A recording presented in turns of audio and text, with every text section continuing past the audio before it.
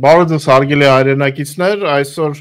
մեր եթերում է կրկին Ռոբերտ Ղևոնդյանը, բարև Ռոբերտ։ Բարև ձեզ։ Ռոբերտ, ինչ իրավիճակ է Հայաստանում, արդյոք ռիսկերը արտաքին եւ ներքին կառավարելի են։ Կարելի ասել, որ այս պահին որոշակիորեն մեղմացել են եւ արտաքին եւ ներքին ռիսկերը։ Առաջին հերթին սկսեմ ներքինից, այսօր այն քաղաքական ուժերը, որոնք վերջին օրերին փողոցներում էին, հայտարարեցին, որ հրաժարվում են հանրահավաքից եւ ճիշտ արեցին, որովհետեւ նախ եւ առաջ պետք է նշել, որ իրենց քանակը վերջին 2-3 օրերին անընդհատ կրճատվում էր եւ նույնիսկ այն 2-3 օր առաջվա շատ քանակով մենք ընդհանրապես կարողանում էին ինչ-որ մի փողոց ինչ-որ ժամանակով փակել, ստացվում էր այնպիսի մի վիճակ, որ փակում էին մի փողոցը, մյուսն էր բացվում, գնում էին մեկը փակելու, այս մեկն էր բացվում, այսինքն քանակ չունեին մարդկանց, փորձում էին ինչ-որ աղբարկներով այն ինքնագլդորներով փողոցները շարել, փակել, բայց դա բնականաբար այդպես հեղափոխություն չեն անում։ Ու ի վերջո հասկացան, որ դա նաև հոգեբանորեն ազդում է իրենց վարկանիշի վրա, իրենց հետևորդների վրա, ինչը իհարկե որոշակի առումով ավելի կառավարելի վիճակ է խոստանում։ Մի խոսքով, ներքին իրավիճակը կարծես թե կայունանում է, առավել եւս, որ շատ-շատերը նաև իրենց մեջ այդ փողոցում գտնվողների մեջ որոշ մարդիկ զբաղված են Արցախից եկող մեր հայրենակիցների խնդիրներով ու կարելի ասել, որ այդ ներքաղաքական այդ երկու կողմանի ռազմոր կան, որ անընդհատ գնում է, այսպես ասենք, իշխանություն եւ իշխանությունը պիտի հեռանա թեև, այսպես եթե կարելի է պայմանական անվանել, այս պահին երկրորդ պլանը մղվել ու ներքին սպառնալիքները այս պահին ես համարում եմ, որ բավականին կառավարելի են։ Ինչ վերաբերում է արտաքինին, այստեղ նույնպես ունենք ոնց որ թե իրավիճակի ավելի դեպի կառավարելիություն գնացող միտում։ Առաջին հերթին Միացյալ Նահանգների պաշտոնյաների այցերը եւ նաեւ Ֆրանսիայի Իրանի կոշտ հայտարարությունները որոշակի չափով ազդել են եւ Թուրքիայի եւ Ադրբեջանի լեքսիկոնի վրա։ Մենք տեսանք, որ Էրդողանը այլընտրանքի մասին էր խոսում, եթե չստացվի միջանցք Հայաստանը դեմ լինի, ի վերջո Իրանով այդ միջանցքը կազմակերպենք։ Ինչ վերաբերում է Ռուսաստանին, այստեղ ունենք ավելի սուր վիճակ, ցավոք սրտի Հայաստանի իշխանությունը իմ գնահատմամբ դեռ միջև այս պահը միայն խոսում են, ու չենք տեսնում քայլեր, հստակ քայլեր են պետք։ Եվ լավ կլիներ, որ օրինակ Կիրակի օրը վարչապետի ուղերձում հնչած այս անվտանգային համակարգը մեր շահերին չի համապատասխանում, մեծ ձեռնտու եւ չի աշխատում նախադասությունից հետո կար նաեւ օրինակ այդ անվտանգային համակարգը փոխելու ինչ որ պատրաստության մասին ինչ որ մի բան, ես առաջերտին իհարկե նկատի ունեմ հապկից դուրս գալու օրինակ հայտարարություն, գործընթացը սկսելու հայտարարություն։ Ցավոք սրտի դրանից հետո դրիվ անդրամաբանական եկավ, մենք հապկը հարգում ենք, մեր գործընկերներին հարգում ենք, այսպեսի ինչ որ մի նախադասություն, որը նշանակում էր ճիշտ է վատա, բայց մենք դրան դեռ դիմանում ենք, անհասկանալի ինչ որ մի բան, բայց մյուս կողմից պիտի նշենք, որ Ռուսաստանը համաձայն չի, որ Հայաստանը ինչ որ մի բան, ինչ որ մի չափով անի։ Ռուսաստանը ուզում է ամեն ինչ կամ սպառնում է ինչ որ գործողություններ իրականացնել, որից շատերը արդեն իրականացնում են, տեսանք Արցախում ինչեր են անում։ Հայաստանի իշխանությունը այնպես տպավորություն է, որ դա չի հասկանում այս պահին եւ այնպեսի տպավորություն է, որ փորձում են այդպես տոտիկ մի ոտի առաջ գցելով ձորի վրայով անցնել, ինչը բնականաբար հնարավոր չի, կամ պիտի գնան որոշակի քայլերի կամ պիտի գնան փոփոխությունների, որոնց դեպքում որ ինչ որ թեկուզ երաշխիքներ չկան, բայց հնարավորություններ, հավանականություններ կան, որ ինչ որ արդյունք կունենանք մենք ավելի լավ, քան այս բան։ Կամ եթե չէին գնալու, պիտի հենց սկզբից ուղղակի անեին այն ամեն ինչ Ռուսաստանն էր ասում, դառնային Ռուսաստանի մաս, մենք էլ հիմա, չգիտեմ, հանդիպենք ոչ թե այսպես էկրանից, այլ հանդիպենք, չգիտեմ, Դոնբասում կամ Զապորոժիայում։ Այնպես որ բացի Ռուսաստանի հետ այդ սուր, այսպես ասենք, դեռևս հայտարարությունների մակարդակում հակասությունից մնացած առումով, հատկապես Ադրբեջանի առումով որոշակի իմ գնահատմամբ կառավարելությունը ավելի ամրապնդվել է։ Այո, իմիջիայլոց դեռ արտաքին մարտահրավերներից խոսելուց տեսնում ենք, որ նրանք փորձում են հոգեբանական գրոհ անել հայ հանրության դեմ եւ անընդհատ չնայած այն բանին, որ եւ Եվրոմիությունը եւ Ամերիկայի Միացյալ Նահանգները եւ ֆիզիկապես են ներկա Հայաստանին եւ ֆինանսական միջոցներ են հատկացնում, որպեսզի օգնեն, անընդհատ փորձում են վարկաբեկել այդ օգնությունը իբր միայն մտահոգության կոչերով, իբր ոչ վճռական քայլերով, բայց հենց Ռուսաստանն է, չէ՞ որ կանգնած է Ադրբեջանի կողքին եւ այդ մարդկանց արտաքսում է փաստացի Արցախից, իսկ եվրոպացիները, որ այս պահին ամերիկացիները Հայաստանում են, նրանց փորձում են վարկաբեկել, նույնիսկ օրակարգը այդքան բարձրաստիճան ամերիկացիներ էին եկել Հայաստան, բայց հայկական լրահոսը լցված էր Էրդողան-Ալիև դիսկուրսով կամ անընդհատ ամեն մի հոգի սահմանելու վրա ավելի տրագիկ իրավիճակը ստեղծելու, առանց ատել մեր հայ հանրությունը ծանր է տանում այս ամենը, փորձում են ավելի ծանրացնել եւ փորձում են նորից վարկաբեկել արևմուտքը։ Ես ճիշտ ասած զարմացած եմ, տեսնում եմ նույնիսկ մեկնաբանություններում նման մտքեր, նման կարծիքներ, ճիշտ ասած չէի սպասում, որ նույնիսկ այսօր դեռ կմնան մարդիկ, ովքեր որ կմնան ռուսական դիսկուրսի մեջ, ինչպես է բացատրում, ինչ է կատարում, սա շոկի արտացոլումն է, ինչ է կատարում, մարդիկ նման բաներ ասողները, դեռ ռուսական նարատիվներ տարածողները, դրանք պրովոկատորներ են, դրանք, չգիտեմ, մոլորվածներ են, ովքեր են դրանք։ Մի քանի շերտ կա իրականում, առաջին ու այդպես ակնհայտ շերտը, դրանք ակնհայտ երևացող գործակալներն են, ովքեր տեսնում են Հայաստանի ապագա միայն Ռուսաստանի կազմում, նրանց բացարձակ չի հետաքրքրում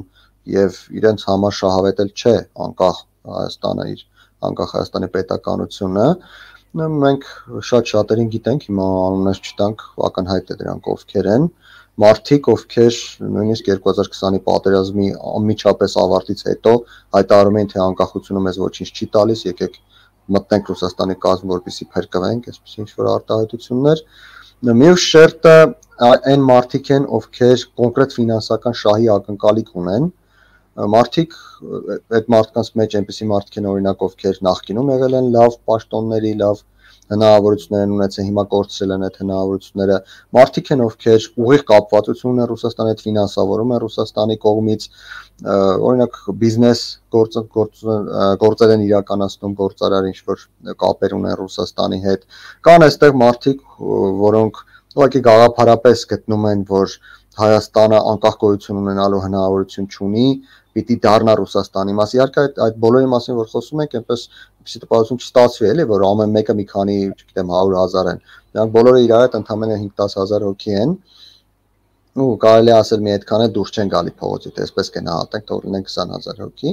Այնուամենայնիվ պիտի հաշվի առնենք, որ տարբեր շերտեր կան եւ այդ շերտերն իրենց ենթաշերտերը ունեն ու ամեն մեկի համար ինչ որ տարբեր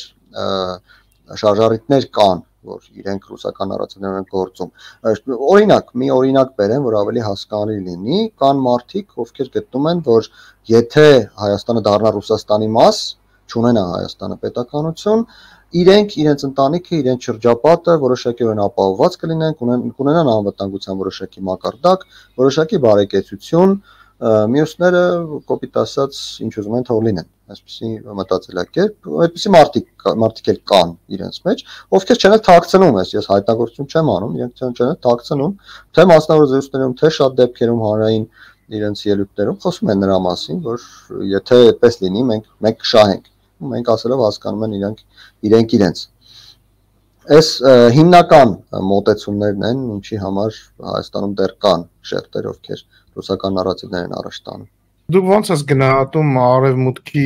քայլերը, նույն հենց Բայդենի նամակը, այս այցելությունները, զորավարժությունները adekvat ես համարում, համարժեք են։ Այո, adekvat եմ համարում ինչի համար, որովհետև արևմուտքը ունի իր վարկաբանական ավանդույթները, թե ոնց է աշխատում տարբեր տարածաշրջաններում։ Նախ ամենակարևորը արևմուտքը իհարկե ակնհայտ այդպես մանավանդ բաց հանդիպումներում հանրային մակարդակում չի ասում, բայց ամեն կերպ հասկացնում եմ, փակ հանդիպումներում որպես գաղտնիք ասեմ, նաև խոսում են դրա մասին, արևմուտքի շատ ներկայացուցիչներ, որ մենք շատ տեղերում, շատ դեպքերում, այսպես ասենք, տեսնում ենք, որ հետ քայլեր են կատարվում, հետ վերադարձելնում եւ այլն, ու ասում են, որ մեր օգնությունը ձեզ կլինի այն ժամանակ այն դեպքում, երբ մենք կտեսնենք հստակ քայլեր։ Դուք ստատուտ եք վավերացնում, ստանում եք օգնության ինչ-որ մի level։ Հաջորդ հարկից դուրս կսկսեք դուրս գալ, կստանաք այդ level-ից մի փոքր ավելի, ավարտին կհասցնեք այդ process-ը, կստանաք էլի մի քիչ ավելի եւ այլն, այսինքն համապատասխան քայլին, համապատասխան արձագանք։ Թող չասեն, թե արևմուտքը մեզ օգնում է, որովհետեւ ցանկանում է Ռուսաստանին դուրս հանել այս տարածաշրջանից։ Մեզ համար բացարձակ միևնույն է, թե ինչի համար է մեզ օգնում։ Մեզ համար կարևորը հիմնականը այն է, որ արևմուտքը մեզ օգնում է փաստորեն։ Եթե ունենք շահերի համընկնում, թող դա լինի Ռուսաստանին քշելու համար, թող դա լինի, չգիտեմ, մարսեցիներին կամ վեներացիներին քշելու համար, ինչի համար ուզում է թող լինի։ Եթե մենք ունենք միտեղ, որտեղից կարող ենք ստանալ անվտանգության որոշակի մակարդակ, ուրեմն մենք պետք է դա օգտագործենք։ Իսկ թե կա Ռուսաստան, որը չի ուզում քշվի, կոպիտ ասած, թող իրեն պահեր այնպես, որովհետեւ մենք քշելով խնդիր չունենայինք։ Ես թվում է այս գործընթացը երեք չի սկսվել, առնվազն 2012-13 թվականից է սկսվել։ Մենք հիշում ենք դեռ 14 թվականի օգոստոսի էսկալացիան, որին հետևեց 16 թվականի 4-օրյա պատերազմը, հետո 20 թվականի 44-օրյա։ Իմջալոց ես բավականին զվարճալի, եթե կարելի խոսքը կիրառել Պեսկովի ռեակցիան Բայդենի նամակի մասով, ինձ թվում է արդեն ոնց որ սկսել են փրփուրներից կախվել, հա, ժողովրդական լեզվով ասած։ Հա, իհարկե, Ռուսաստանի արձագանքները բավականին, այսպես ասենք, ոչ թե անհանգստացած են իրենք, այլ ուղղակի դատապարտվածի արձագանքների նման ինչ-որ մի բան է, սկսում են հարցակվել արդեն, ինչպես օրինակ հարցակվում էին Ուկրաինայի վրա 14 թվականից 22 թվականը, բայց ի տարբերություն Ուկրաինայի, որտեղ ամեն ինչ վերաճեց ռազմական ուղիղ բախման, ես չեմ կանխատեսում, որ հնարավոր է մեզ հետ ռազմական ուղիղ բախում, որովհետև նախ Ռուսաստանը սովորաբար արտաքին հարաբերությունների պատմության մեջ ուժով մի քանի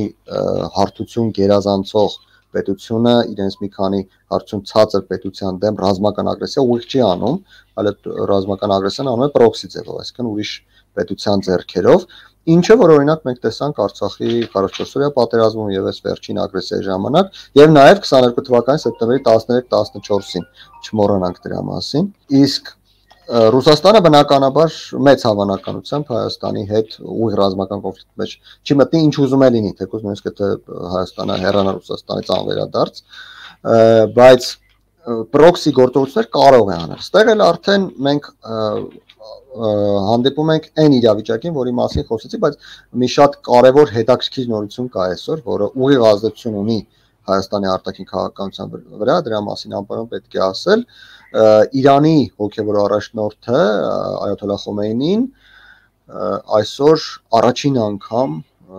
ես ենթադրում եմ պատմության մեջ առաջին անգամ թույլատրել է, այսպես ասենք, իր հայրական օրհնությունն է տվել, որպեսզի էներգետիկայի ոլորտի մասնագետները Ամերիկայի Միացյալ Նահանգների համապատասխան մասնագետների հետ քննարկեն այդ խաղաղ ատոմի զարգացման կոնցեպցիաները, սա, այսպես ասեմ, տարածաշրջանի վրա ուղիղ ազդեցություն ունեցող նորություն է եւ սա մենք որ շատ դեպքերում արդեն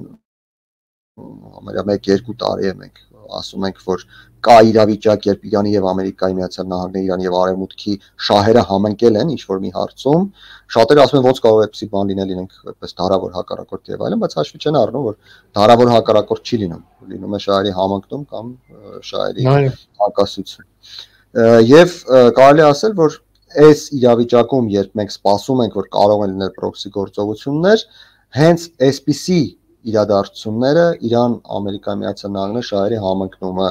Եվրոպայի Միացյալ Նահանգների այստեղ լինելը, հայտարարությունների կոշտացումը եւ այլն, դրանք բոլորը քայլեր են, գործողություններ են, որոնք հակառակը զսպում են այդ պրոքսի հարձակումները։ Ու թող չասեն, թե դրանք խոսքեր են միայն, կոչեր են միայն չեն աշխատում,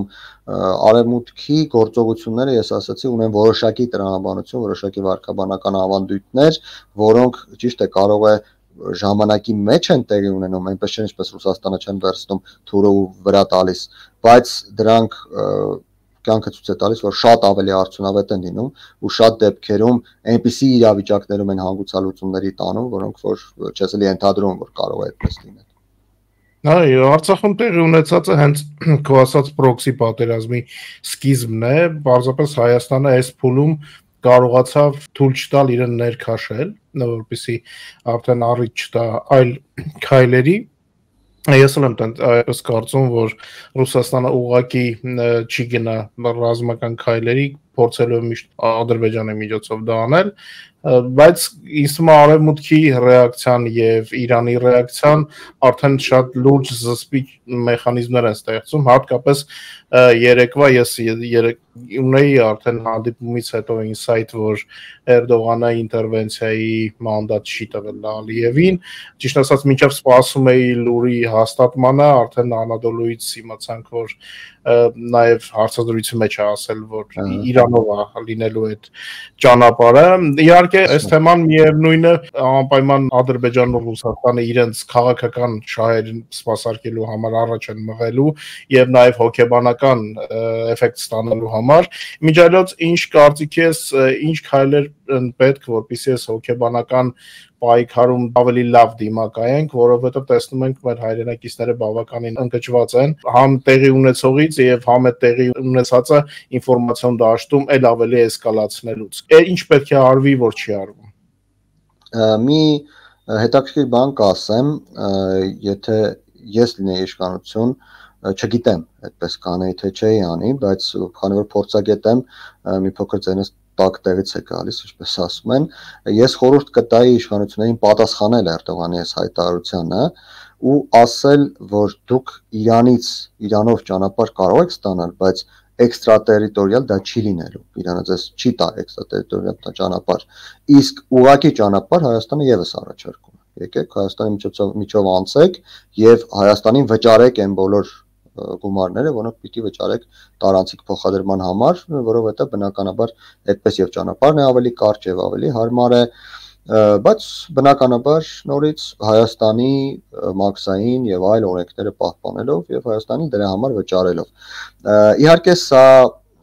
պոպուլյար չի լինի Հայաստանի ներսում եւ իշխանությունները սրա վրա կարող են վարկանիշ որոշակի կորցնել, բայց դա ճիշտ կլիներ արտաքին քաղաքականության առումով, դիվանագիտության առումով, ես չգիտեմ Հայաստանի իշխող ուժը արդյոք կգնա այդպիսի քայլի, թե չի գնա այդպիսի քայլի, բայց ես խորհուրդ կտայի, որպես փորձագետ խորհուրդ կտայի նման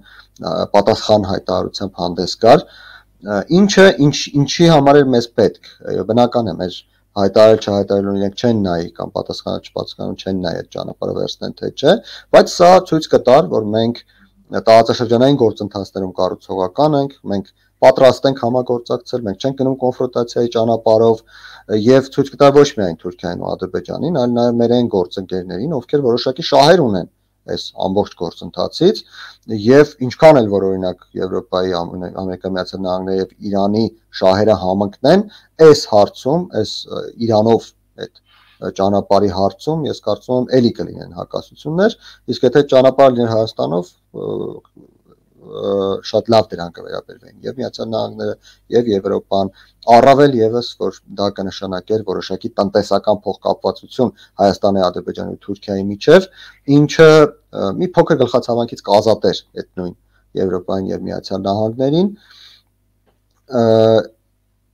ու նորից ասեմ, որ դա չէր նշանակում, որ չի կարող նշանակել, որ Թուրքիան սպասում է մենք ասենք, որ կամ Ադրբեջանը սպասում է մենք ասենք, որ այդ ճանապարհը վերցնի կամ չվերցնի։ Դա կլինի դիվանագիտական քայլ, որը որոշակի առումով մեզ միավորներ կբերեր արտաքին դաշտում։ Բայց ոնց ասեցի, դա միավորներ կտաներ ներքին դաշտից ու առավել եւս այս հուզական վիճակում, այս էմոցիոնալ վիճակում ես որ նորից ասեմ իշխանություն լինեի, մի քանի անգամ կմտածեի այդ պատասխանը տամ թե չտամ։ Ներքին դաշտում ինչն է մեզ պակասում, կարծում եմ այս պահին հնարավորինս այստեղ պիտի ես մի փոքր այնուամենայնիվ խոսեմ այն մասին, որ այն ուժերը, որոնք փողոցում էին ու այն ուժերը, որոնք տեսան, որ փողոցում այսօր իրենց լինելը ձեռք չի տալիս, կարողացան միավորներ հավաքել հենց նաև այս ալիքի վրա, խոսելով նրա մասին, որ գնում են օգնելու եւ զբաղված են այդ օգնելու գործընթացներով իշխանությունը իր հերթին փորձում է այդ գործողությունները իրականացնել անընդհատ հայտարարում են իմիջիայլոց տարբեր նախարարության պատասխանատուներ որ անհատական նախաձեռնությունները շատ լավ են բայց մենք ամեն ինչ նախատեսել ենք իհարկե այդ անհատական նախաձեռնությունը եթե ուզում եք արեք բայց մի մտածեք որ առանց դրա կկորեն էլի մենք ամեն ինչ ունենք եւ տեղ ունենք եւ աշխատանքի սոցիալական զբաղվածության եւ այլն այդ խնդիրները կարող ենք լուծել դա շատ լավ է մի կողմից մյուս կողմից լավ կլիներ որպեսզի համակարգվեր այդ անհատական մոտեցումները եւ այլն մենք տեսնում ենք որ ինչ որ միտեղ մեկն է հայտարարություն գցում մի ուրիշ տեղ մի ուրիշը ինչ որ մեկը վերցնում է այդ երկու հայտարարությունը իրար հետ փորձում է իրար շարել լավ կլիներ որ համակարգված ինչ որ ինստիտուտ աշխատեր որը փորձեր վերցնել այդ բոլոր աշխատատեղերը, աշխատաշուկայի հետ աշխատեր, մի ուրիշը աշխատեր այդ մարդկանց հետ, ովքեր ունեն բնակատեղիներ, ունեն հնարավորություններ ինչ-որ մի բան են ցանկանում տալ, սա մի փոքր քաոսային է այնուամենայնիվ այս համակարգվածությունը չկա մյուս կողմից շատ լավ կլիներ որպեսզի մերոնք փորձեին ուղիղ Ադրբեջանի հետ բանակցել ու փորձեին համաձայնություն ստանալ իմիջիայլոց ասեմ դա դժվար չէր լինի որովհետև Ադրբեջանի ձեռնտու է մերոնց դուրս գալը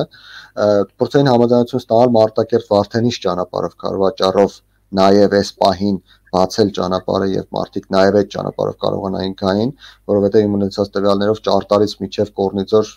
Իսպանիա խցանում է, մարդիկ Հայաստանից ուղղակի խցանումը սկսվում է իրենց միջև Հայաստանի սահման։ Մյուս կողմից էլ եթե մարդիկ կարողանային գային, բավականին թեթևացներ Լաչինի ճանապարհը։ Սրանք այս քայլերն են երևի, որոնք ես տեսնում եմ այսպես առաջին հայացքից, գուցե այլ բաներ էլ կան կավելացնեն ինձ տարբեր մարդիկ թե ինչ կարելի է անել։ Ինչ սպասելիքներ ունես իրավիճակի զարգացման։ Կարծում եմ դեռ այս պահին վեկտորը գնում է դեպի արտաքին վտանգների նվազեցում, իսկ դա էլ ուղիղ ազդեցություն ունենալու ներքին իրավիճակի վրա, ու ներքին իրավիճակն էլ հավանաբար այսպես այդ սուր պահը մենք անցել ենք, ակնհայտորեն անցել ենք, դա ամսի 19-20-ին էր, հենց այդ հարցակման օրերին էր, կարծում եմ քիչ-քիչ կվերադառնա քաղաքական դաշտը ներքինի մասին ասես արտաքինը նորից կասեմ քիչ-քիչ քաղաքական դաշտը նորից կվերադառնա մինչ էսկալացիոն փուլ իսկ այդ ժամանակ հիմնական խնդիրը ավականու ընտրություններն էին ու թե ի վերջո ինչ դասավորվածություն կունենա ավականյուն որովհետև վերջնական արդյունքները հրապարակելուց հետո ոչինչ չի փոխվել ու քաղաքացիական պայմանագրի մի ձայն պակասում է իսկ մյուս ուժերն էլ գաղափարական խնդիրներ ունեն իրար հետ ու չեն կարող իրար միանալ ու Երևանը տանել քիչ-քիչ կվերադառնա դրան վերադառնալու համար բայց մեզ պետք է որպեսզի այլևս այդպես ֆորս մաժորային իրադարձություններ տեղի չունենան մյուս կողմում Արցախի կողմում այնպես ինչպես օրինակ երեկվա այդ պայթյուններ եթե նման բաներ շարունակեն տեղի ունենալ կարծում եմ դրանք կարող են որոշակի առումով այսպես եթե դիագրամի վրա նայենք սիրտը ոնց է այդպես կտկտում պատկերացնենք ամեն մի այդպիսի բանի վրա այդպիսի կտկտոց ենք մենք ունենալու հիմնականում ներքին դաշտում քանի որ գիտենք որ այս քաղաքական ուժը հուզականության վրա շատ մեծ շեշտ է դրելու փորձում են դա խաղարկել բայց հուսանք որ ավելի զգուշ կլինեն ավելի ուշադիր կլինեն ավելի հետևողական կլինեն ու այդպիսի ֆորս մաժորներ չեն լինի այդ ներքին դաշտի հետ կապված արտաքին դաշտում էլ կարծում եմ որ մոտ ժամանակներս մենք էսկալացիա չենք սպասում հոկտեմբերի 5-ին կլինի Փաշինյանի ու Ալիևի հանդիպումը Գրանադայում իմ սպասելիքը դրանից հիմնականում այդ նոյեմբերի 9-ի շրջանցումն է ես ենթադրում եմ որ Գրանադայում այն ինչ որ խոսեցվի այն ինչ որ ինչի շուրջ որ նո համաձայնություն չասենք ինչի շուրջ որ քննարկումները կգնան դրանք բոլորը կշրջանցեն նոյեմբերի 9-ի փաստաթուղթը ու փաստացի մենք կունենանք իրավիճակ երբ նոյեմբերի 9-ը արդեն դե յուրե դեռ կլինի ուժի մեջ, բայց դե ֆակտո արդեն դրա մասին խոսելը անիմաստ կլինի, որովհետև դրա որևէ դրույթի վերաբերյալ ինչ-որ մի բան պայմանավորվել արդեն իմաստ չի ունենա։ Օրինակ, մի օրինակ, գեյների վերադարձի հետ կապված նոր պայմանավորվածություն է պետք, ակնհայտ է դա, որովհետև այդ փաստաթղթով գեյների վերադարձի հետ վերադարձ ապահովել հնարավոր չի։ Մնա մյուս կետերով են, նույն կերպ նաև մյուս կետերի հետ կապված, օրինակ, այս մի օրինակն է շատ կարևոր դրա համար բերեմ, 9-րդ կետը, որը խոսում է ենթակառուցվածքների բացելու մասին, էլի բոլորիս համար ակնհայտ է, որ ենթակառուցվածքների բացման որոշակի տրամաբանություն է պետք, նոր տրամաբանություն։ Այն ինչ գրված է նոյեմբերի 9-ի փաստաթղթում, փաստացի հնարավոր չի իրականացնել նոր իրավիճակում, նոր ստեղծված իրավիճակում։ Այսինքն մենք ունենալու ենք հոկտեմբերի 5-ին այս իրավիճակում կարելի ասել 0-ից, բայց ոչ թե 0-ից, այլ այս իրավիճակում 0-ից ինչ որ նոր խոսակցություն, ինչը ես կարծում եմ ավելի փափկեցնող, ավելի հանդարտեցնող նշանակություն ունենալու մոտ ժամանակների զարգացումների վրա։ Այսինքն Գրանադան Ռուսաստանին դուրս մղելու նոր ստատուս քվոյի ձևավորման հիմք է դառնալու։ Հա, բայց մի պայմանով մենակ, եթե Հայաստանը իր տնային աշխատանքը անի, եթե ամսի 28-ին գնելու է քննարկում գոնե առաջին ընթերցումով Ֆորումի ստատուտը վավերացվի, ընթերցում չի, ինչքան գիտեմ ստատուտը վավերացումը մի հատ է, դա օրենք չի, որ երկու ընթերցում լինի, եթե մենք հիանալի կլիներ օրինակ եթե միջև Գրանադան մենք հայտարարած լինենք հապկից դուրս գալու գործընթացի սկսելու մասին, բայց հաշվի առնելով թե իշխանությունները ինչքան են դանդաղում մի քիչ կասկածում եմ, բայց դա փայլուն բան կլիներ, դա այդպիսով մենք ոչ այստեղ խնդիրը ոչ թե Ռուսաստանի դեմ գնալն է, մարդիկ շատ-շատերը չեն հասկանում, շատ-շատերը մեղադրում են, որ փորձում եք ծրել իրավիճակը։ Այստեղ խնդիրը լրիվ այլ հարթություն է, այստեղ խնդիրն այն է, որ Հայաստանը պետք է հայտնվի այն ակումբում, որտեղ որ այն երկրներն են, ովքեր որ վաղվա աշխարհի ճարտարապետությունը պիտի այդպես գծագրեն։ Եթե մենք շարունակում ենք գտնվել այնտեղ, որտեղ որի փոխարեն մյուս պետությունները գծագրում են, թե իրենք ինչպիսին պիտի լինեն, ընդ որում այդ մյուս պետությունների մեջ Ռուսաստանը չկա ակնհայտորեն, որովհետև այն հավակնությունները, որ Ռուսաստանը ունի, ընդհանրապես չեն ընդունում ոչ մեկի կողմից, նույնիսկ իրենց իրաց Չինաստանի կամ Իրանի կողմից։ Եթե մենք շարունակում ենք լինել այդտեղ, եթե մենք շարունակում ենք այդպես կապված մնալ, ասել, որ հապկը չի աշխատում, բայց մենք իրեն հարգում ենք, մեզ էլ որ մեզ որևէ մեկը չի հարգելու եւ մեզ որևէ մեկը հնարավորություն չի տալու որոշել թե դուք որտեղում եք։ Մեզ ասում են սա ձերը վերցրեք, գնացեք ձեր հետ կտրեք։ Այսինքն մենք մեր տնային աշխատանքը պիտի կատարենք։ Մինչև հոկտեմբերի 5 գոնե ստատուտի վավերացում որ լինի, այն տրամաբանությունը, որի մասին ասացի Մարատ ջան, դուք անում եք մի քայլ, ստանում եք մի կոնֆետի, կանեք երկրորդ քայլը կստանաք երկրորդ կոնֆետը։ Չեք անի, ուրեմն պետք է մի հատով կբավարարվեք։ Տեսնենք թե ինչ կլինի միջև։ Դե արևմուտքին էլ պետք է հասկանալ, որովհետև իրենք Ռուսաստանի դաշնակցին իրենց օգնելը, նույնիսկ իրենց հանրություններին չեն կարող բացատրել, որովհետև Ռուսաստանը համաշխարհային չարիք է։ Գիտենք, որ բոլոր իշխանություն հիմնվում է իր ներքին հանրության տրամադրությունների վրա եւ հնարավոր չէ Ռուսաստանի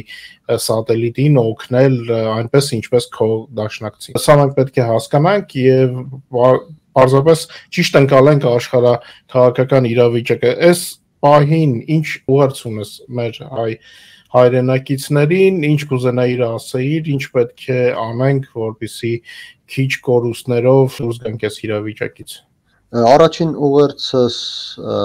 մասը ուղերձի Հայաստանում բնակվող եւ Արցախից Հայաստանի Հանրապետություն եկողներին է, նախ նրանք մեր հայրենակիցներն են եւ նրանք այնքան իրավունք ունեն Հայաստանի նկատմամբ, ինչքան իրավունք ունենք մենք։ Մյուս ուղերձը նրանց է, դուք գալիս եք այստեղ եւ պետք է ապրեք Հայաստանի օրենքներով եւ ոչ թե այն օրենքներով եւ այն մոտեցումներով, որոնք կարող է տարբերվեն Հայաստանի հետ եւ պետք է քիչ-քիչ ինտեգրվեք, դառնաք մեզնից մեկը, կոպիտ ասած։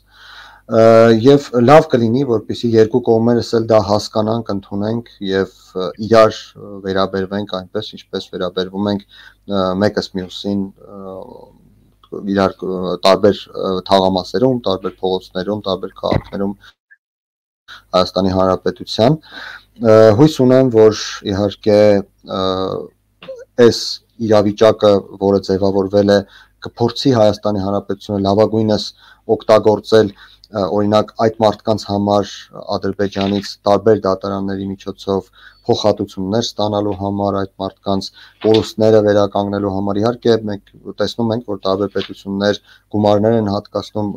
նյութական միջոցները օգնում են եւ այլն, բայց դա մեկ հարց է, իսկ մարդկանց կորուստների փոխհատուցումը սա առաջին հերթին հոգեբանորեն շատ կարեւոր է եւ սա բացարձակապես այլ հարթությունում է եւ այստեղ պիտի Հայաստանը հետամուտ լինի։ Իմ հենց կոչն է Հայաստանի հասարակությանը, որպեսզի իշխանությունների վրա անդնդատ ճնշում գործադրեն, որպեսզի Հայաստանի իշխանությունները